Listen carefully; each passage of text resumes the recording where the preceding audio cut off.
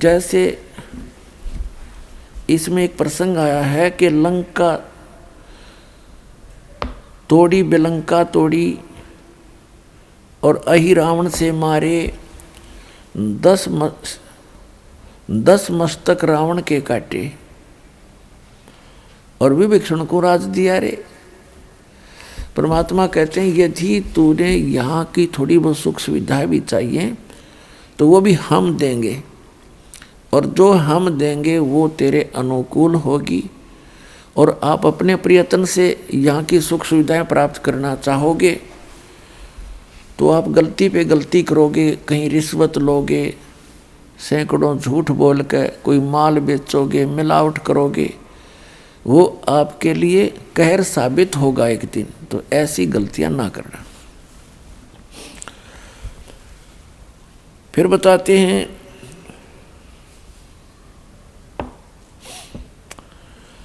एक हा हा हु नाम के 2 साधक थे।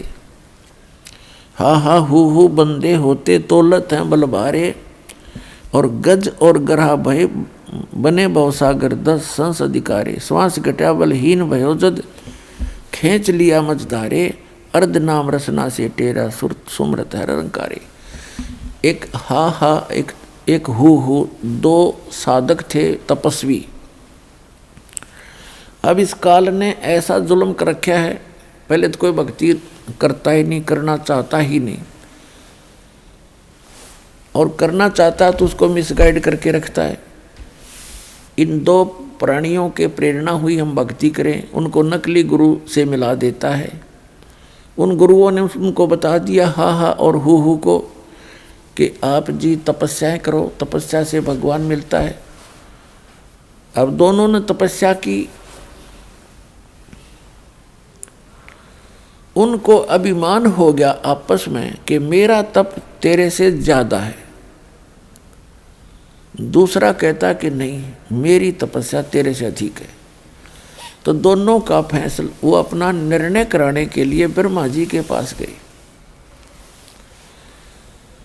ब्रह्मा जी से पूछा कि हमारा निर्णय करके बताओ, आप तो अंतर्यामी हैं, कि हम में से कौन से का तप ज्यादा है।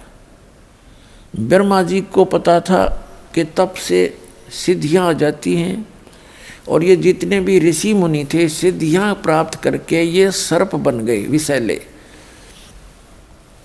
इनके जरा सी भी कोई प्रतिकूल बात कर देता था उसको श्राप दे देते, और जिसका खामियाना श्री विष्णु जी ने भी भोगना पड़ा, जिस कारण से ब्रह्मा जी ने अपने सिर से बला टाल दी और कहा भी मैंने ना इतना कोई तुम्हारे जैसा जितना तप किया, और मुझे तो ये सृष्टि के कार्य में बहुत व्यस्त रहना पड़ता है, आप श्री विष्णु जी के पास जाओ। वो विष्णु जी के पास आ गए। विष्णु जी से भी यही प्रार्थना करी। विष्णु जी के भी यही मन में शंका आई कि यदि मैंने, जैसे ब्रह्मा जी ने भी ये सोचा था, यदि मैंने एक व्यक्ति को कह दिया, एक को तो कहना पड़ेगा तेरा ज़्यादा तेरा कम है, तो जिसको भी कम बता दिया वो श्राप दे देगा। वो डर गया, इसलिए अपने सिर से बला टाल दी। विष्णु जी के मन में भी ये शंका हुई कि यदि मैं एक को कहूँगा तेरी तपस्या ज़्यादा है, इसकी कम है, तो कम जिसकी बताऊँगा वो श्राप देगा। तो इस संकट को भगवान विष्णु जी ने भी मोल लेना उचित नहीं समझा। उन्होंने कहा भी देखो, मैं तो व्यवस्था में लगा रहता हूँ, पालन पोषण का कार्य डिपार्टमेंट, होम डिपार्टमेंट है मेरे पास, आप जाओ भगवान शंकर जी के पास, वो ज़्यादा तप वप करते हैं, वही आपका फैसला कर सकते हैं। तो वो गए भगवान शिव जी के पास।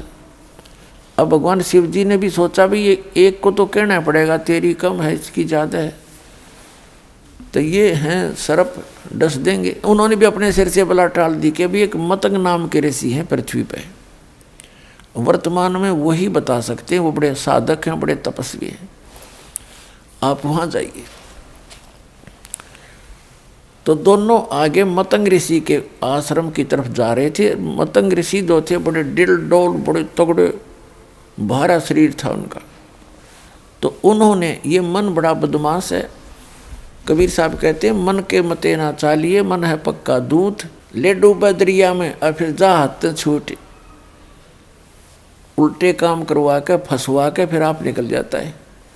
तो उन्होंने दोनों ने देखा उस महापुरुष को। मतंग ऋषि पूछा कहाँ है, कि वो सामने बैठे तगड़े थे डुल डुल। एक ने तो मन में सोचा कि बड़ा हाथी सा बैठा भाई, दूसरे ने सोच लिया अच्छा मगरमच्छ साहिद है महात्मा। तो उन्होंने मतंग ऋषि के पास आकर के कहा, मतंग ऋषि के पास एक सिद्धि थी जो मन की वृत्ति बता देती थी इसने क्या सोच रखा है।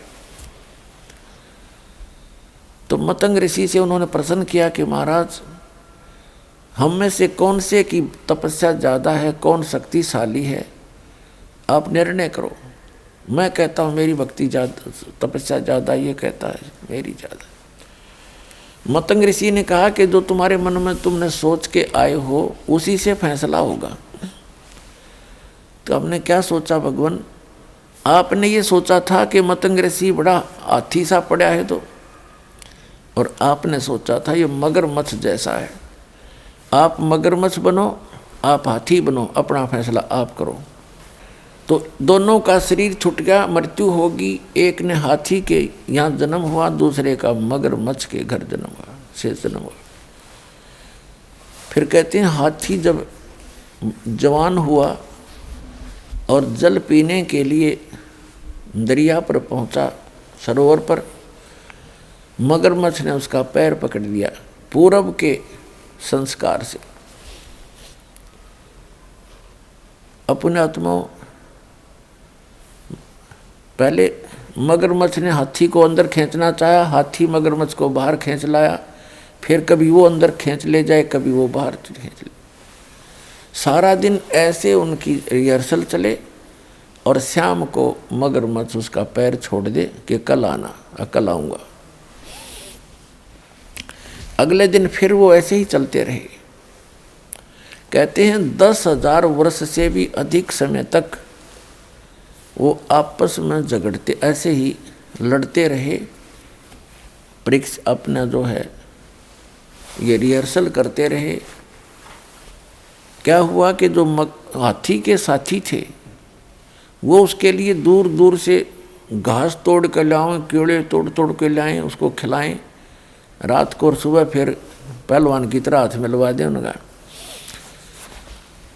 तो ऐसे आसपास का जो चारा था वो खत्म हो गया, और मगरमच्छ के वहाँ उपलब्ध मछलियाँ काफ़ी रहती थी, वो अपना वहाँ से छका रहता था।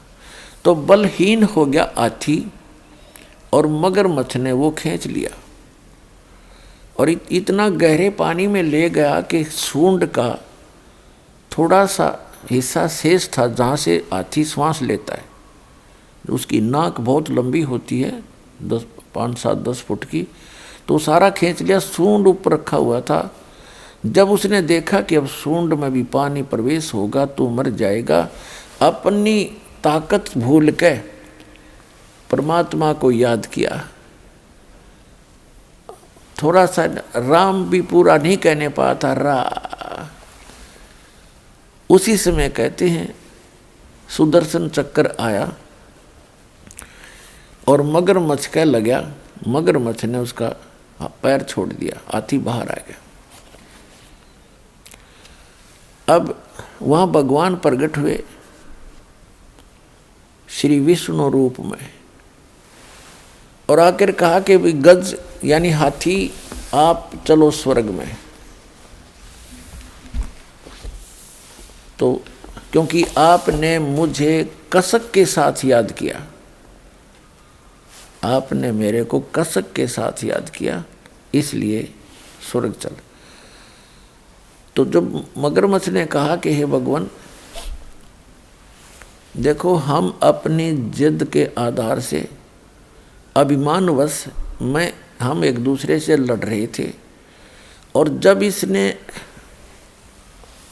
आपको याद किया मैं उतनी ही कसक से सुन भी रहा था, लेकिन मानवश मैं इसको छोड़ नहीं रहा था।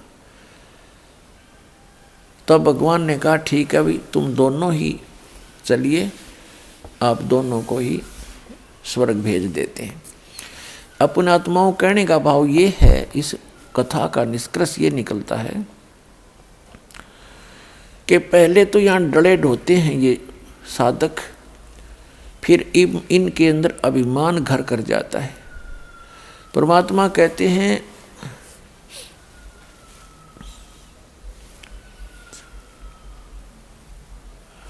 सत्संग की आधी घड़ी और तप के वर्ष 1000 तो भी बराबर है नहीं, कहें कबीर विचार। अब इससे क्या निष्कर्ष निकलता है कि पहले तो ये डले ढोते हैं, फिर इनमें अभिमान हो जाता है। इन सिद्धियों के कारण एक दूसरे से प्रभु पाक जाते हैं, किसी की हानि ज़्यादा कर देते हैं तो लोग उससे डरने लग जाते हैं, उसको पूजने लग जाते हैं इन ऋषियों को, और किसी को वो थोड़ा मोटा लाभ दे देते हैं अपनी पुण्य से, और उनकी अपनी बैटरी डिस्चार्ज होती जाती है और वो थोड़ा बहुत राहत दूसरे को दे सकते हैं। दूसरा ये निष्कर्ष निकला कि तप से तो कोई बात बने नहीं, लास्ट में उन्होंने परमात्मा को कसक के साथ याद किया तो उससे उनको जो लाभ मिला वो हजारों वर्षों के तप से भी नहीं मिला था। तो परमात्मा कहते हैं चाहे कितना ही तुम तप करो, कितनी अन्य क्रियाएं करो, यदि आपके पास भक्ति नहीं है,